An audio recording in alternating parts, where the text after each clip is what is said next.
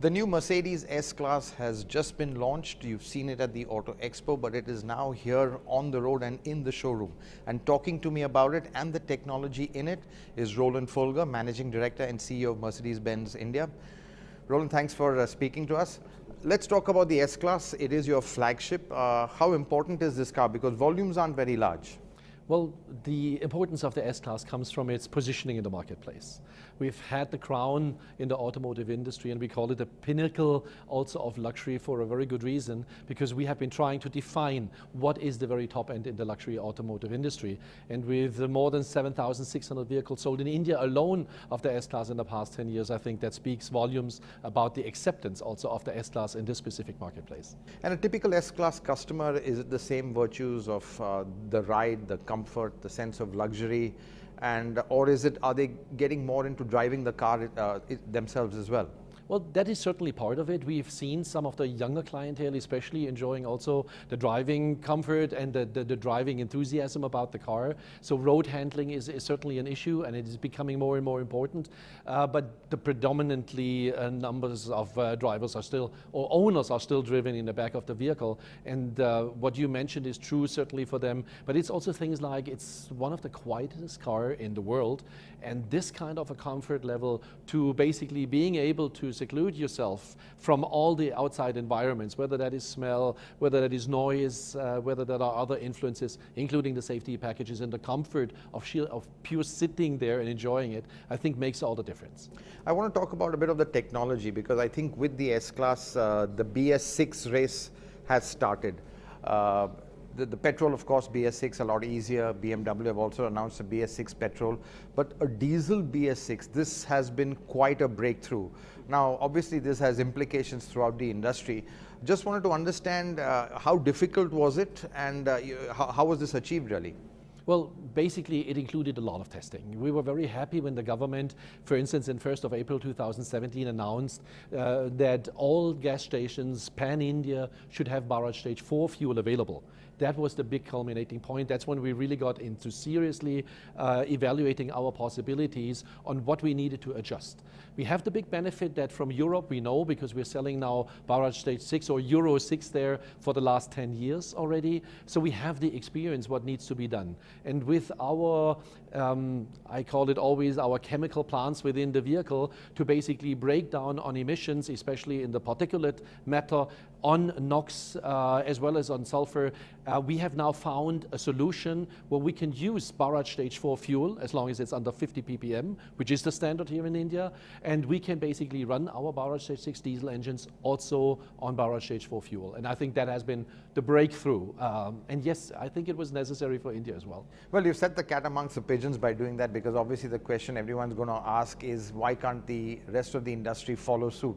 Do you think the other industry should also switch to BS6 well before the 2020 deadline? Well, on my wish list, yes, definitely. We have also been talking to the government, trying to entice them to create some incentives from a tax purpose, in context, for instance, to make more other companies join the same kind of direction as well, because ultimately it's going to be good for the environment. Whenever we can convert an existing Bharat Stage 4 vehicle, diesel especially, to Bharat Stage 6, you're saving 82%, roughly speaking, on the particulate matter. You're saving up to 68% alone on NOx values. Plus, on the diesel side, you have the additional benefit of a reduction of 15 to 25% on CO2 emissions. So basically, now we can create an environment where diesels, with all their benefits on CO2, are on emissions equivalent actually to petrol versions. And I think that would be worth an effort also from the government side. But there is one downside. I think running BS4 fuel on a BS6 car, the fuel consumption tends to go up just because of the way the technology works. Do you think that's really going to be an issue? Because if you had BS6 fuel, the fuel consumption would be better, but you have a bit of a fuel efficiency negative impact. but we could overcome that. That's why we are combining our introduction of the new fuel Bharat Stage 6 capability also with our new engines, because the new engines have already inherently, for various of technical reasons, a reduction already in fuel. So in spite of combining now Bharat Stage 6 vehicles with Bharat Stage 4 fuel, we have already a reduction in consumption in comparison to our previous models. So that's already a benefit. So let me put another way, that once we get BS6 fuel, will the fuel efficiency increase? Yes, by about 15 to 20%. So 15 to 20% is the impact right now, and it will Bharat increase. Stage 6 fuel. That's right. Then. So once you get the fuel, you'll have a fuel efficiency impact of 15 to 20%. That's quite a lot. I also want to just talk about what this means to the consumer. He's got an extra tank to fill of AdBlue. He's got a chemical factory on wheels. And how is that? How do you think the customer is going to take to that? And is it going to be just straightforward in the service, or do you think people, might run out of AdBlue, and then what's going to happen? Well, if you ran out of AdBlue to start with, the most negative impact maybe, your car is simply going to stop, because it will not comply anymore with the environmental standards, and that would basically shut down the engine and the driving capability.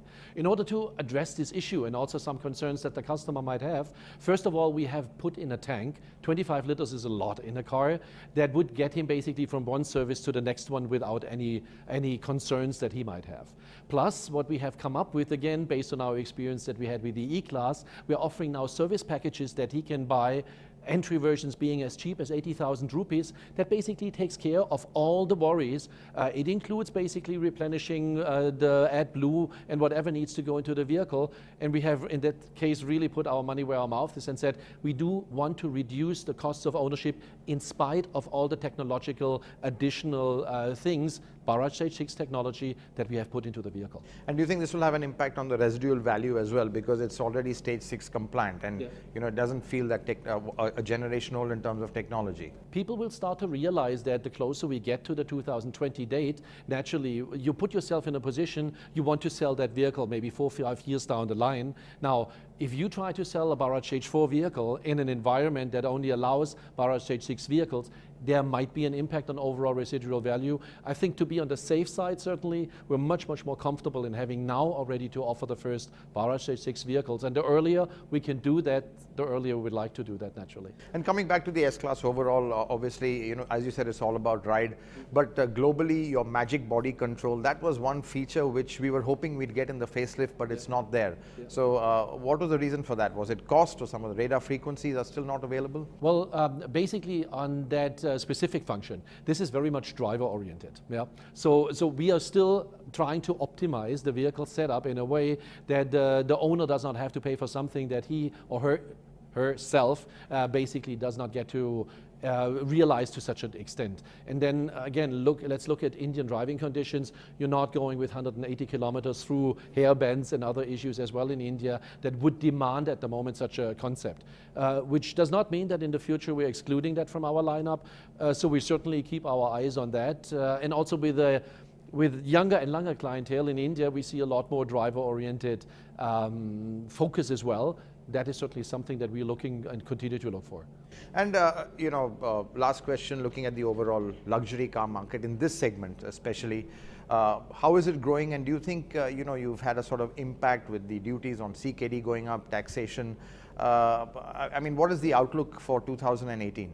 Well, for us it's positive, especially in that segment around the S-Class and everything, because a new model that brings new key elements on design with the vehicle. The introduction of Bharat Stage 6, not something we should forget as well, is going to basically propel us forward and solidify our positioning in that market segment itself. That being said, we expect continuous growth in that segment as well. Bringing down cost of ownership is going to outbalance some of the more negative effects. We will continue to grow, that's for sure.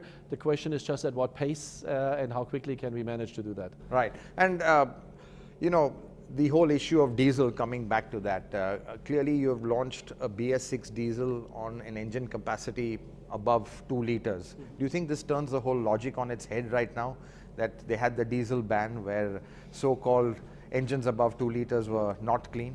I think we are all learning in the process, and whoever that is within the government or other decision-making bodies, they are learning that things are getting a little bit more complex and complicated. So we also, to a certain degree, feel vindicated with our approach to also say, let's not specify, for instance, electric vehicles as the only solution of the future. Let's look into other alternatives as well. And there might be a comeback completely of diesel engines as well, at least in the upper luxury segment that we see, because of its significant benefits that it has, even over petrol versions of the same size, naturally. Yeah, so we're positively charged and looking also into 2018. So you think this gives diesel a bit of a ray of hope, especially since you Definitely, absolutely, no doubt, because diesel has so many capabilities, and if you we have been able to prove that it also works with barrage stage 4 fuel. If you have a solution that is looking forward and bringing in a host of other benefits on the CO2 side that we tend to forget sometimes, but CO2 emissions being crucial in that respect, I think that diesel has a future, especially in that segment in the Indian luxury context. So basically, not to give the anti-diesel lobby much to complain about with these kind of emission standards. What's there to complain if you're on the same level as petrols? Yeah. Absolutely. Well, thanks so much for talking to us, and I think it's going to be quite exciting seeing how the consumer, how the market, how the industry really takes to the first BS6 diesel, because diesel really has been vilified. This kind of makes diesel come clean, and I think the S-Class has shown the way. Thank you very much. Thank you very much for your question. Thanks.